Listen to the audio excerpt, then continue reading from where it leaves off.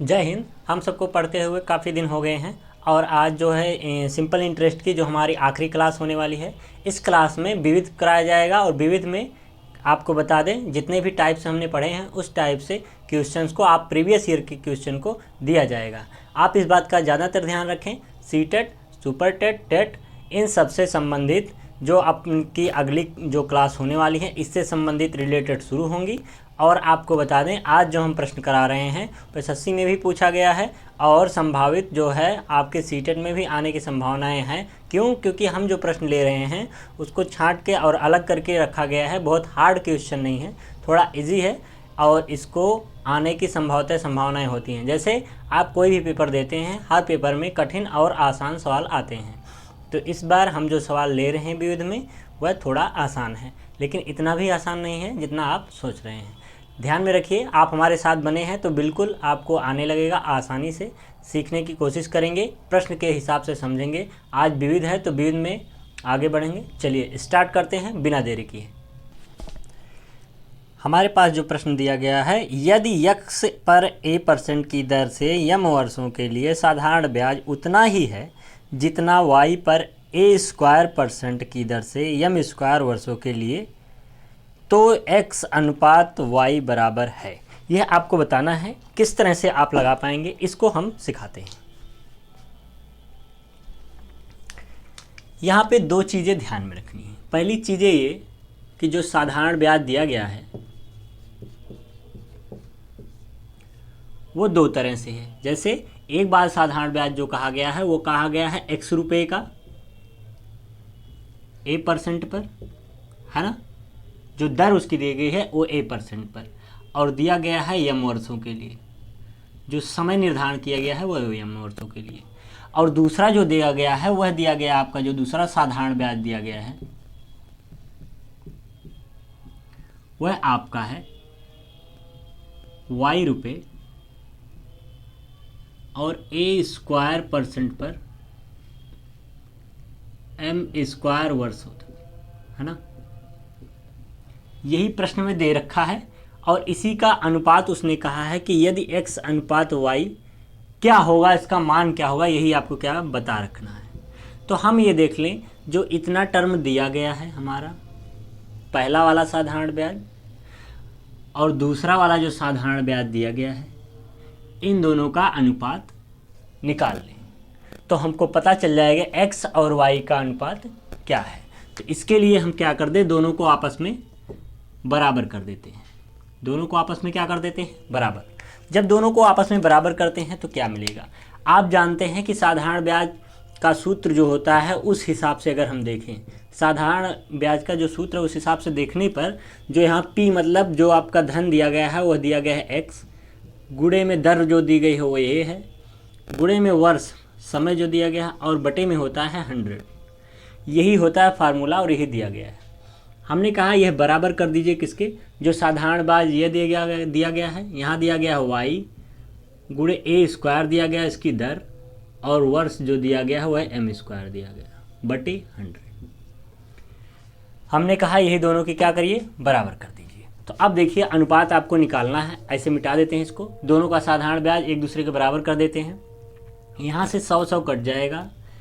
आप क्या काट सकते हैं, यहाँ का a काटेंगे, यहाँ का स्क्वायर, यहाँ का m काटेंगे, यहाँ का स्क्वायर, तो ये आपको मिलेगा x बराबर, यहाँ बाकी कुछ बचा नहीं, यहाँ बचा है y गुणे a गुणे m, ये बचा है।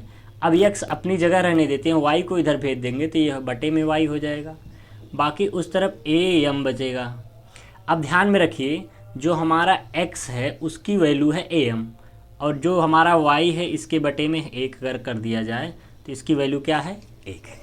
तो इतनी बात तो आपको समझ में आ ही गई होगी। x और am की वैल्यू निकालना क्या है आपको, x बटे y, या फिर आप इसी को कहें कि आपको निकालना है x अनुपात y।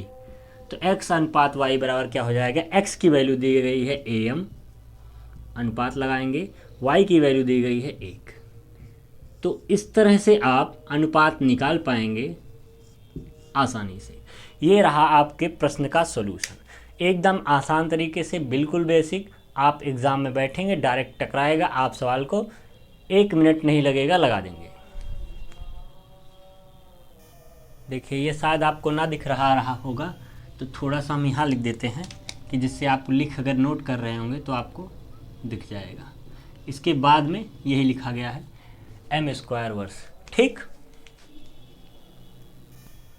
प्रश्न संख्या 2। प्रश्न संख्या 2 में कह रहा है कि पार्थ एक निवेश पर 15% का लाभ अर्जित करता है, जबकि एक अन्य विशेष पर उसे 10% की हानि होती है। यदि उसके ये दो निवेश 3:5 के अनुपात में हो तो उसका कुल मिलाकर हानि का प्रतिशत होगा। यह आपको बताना है और बहुत ही आसान है और समझने योग्य है। सबसे पहला जो आपका काम है वह यह करना है कि उसने दे रखा है क्या आपको 3:5। यह अनुपात दे रखा है, तो जब अनुपात आपको 3:5 दे रखा है तो उस परिस्थिति में दो बार क्या है, दो निवेशों में अनुपात कह रहा है, तो दो निवेशों में अनुपात का बात है। पहला हम कह रहे हैं कि पहला या प्रथम निवेश, अगर हम इसमें प्रथम निवेश की बात करें तो माना प्रथम निवेश क्या है हमारा 300 रुपये। क्यों 300 रुपये? जो अनुपात आपका दे रखा है, जो अनुपात आपका दे रखा है, इसी अनुपात में हम 100 से गुणा कर रहे हैं। क्यों 100 से गुणा कर रहे हैं? तो बात को समझिए। परसेंटेज में दिया गई है वैल्यू आपकी 15 और परसेंटेज में वैल्यू दी गई है 10। यहाँ लाभ हुआ है और यहाँ हानि हुई है। जब परसेंटेज में वैल्यू दी गई हो और अनुपात आपके पास हो तो उस परिस्थिति में आप या तो x मान लीजिए या तो फिर क्या मान लीजिए 100। तो अनुपात में अगर 100 से गुणा कर देते हैं इधर भी, तब भी अनुपात वही रहेगा। कैसे? हमने कहा मान लीजिए 300 है और अनुपात लगा दिया, कहा 500 है, तब भी तो अनुपात यह 3:5 तब भी तो है, ये 3:5 तब भी बना है, वैसे ही है, अनुपात में कोई फर्क नहीं हुआ। तो उसी अनुपात को हम कहते हैं, ये प्रथम निवेश मान लेते हैं और ये सेकंड निवेश 5 को मान लेते हैं। तो प्रथम निवेश में अगर 100 से गुणा कर देते हैं तो 300 रुपये हो जाएगा, और प्रथम निवेश 300 रुपये हो रहा है तो इस पे कह रहा है प्रथम निवेश पे उसने कहा है कि 15% का क्या हुआ, लाभ हुआ। तो प्रथम निवेश पे 15% का अगर लाभ है तो लाभ निकाल देते हैं, तो हो गया 300 × 15/100। परसेंटेज को हटाएंगे तो 100 हो जाएगा, ये काट दिया तो यह हो गया 15 × 45 रुपया।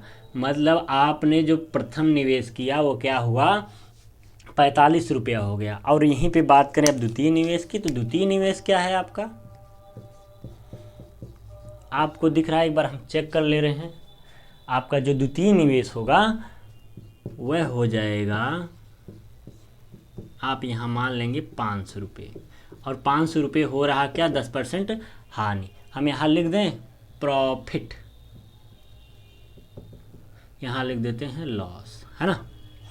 चलो अब इसको सॉल्व कर लेंगे थोड़ा सा। ये हो गया 500 × 10/100, 0 0 काट दिया तो ये हो गया 5×10 = 50 रुपया। अब देखिए पहला निवेश पे मिला हमको 45 रुपया, द्वितीय निवेश पे मिला हमको 50 रुपया। तो हमारी हानि कितनी हुई, तो हानि बराबर हो गया आपका 50 - 45 = 5। जो तो 5 रुपया हमारा हो गया क्या है, हानि।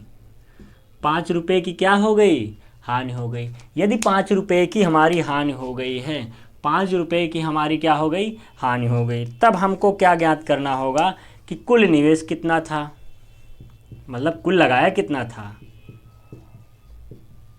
ये तो हमको पता चल गया प्रथम निवेश ये है, द्वितीय निवेश है, तो प्रथम निवेश प्लस द्वितीय निवेश बराबर कुल निवेश।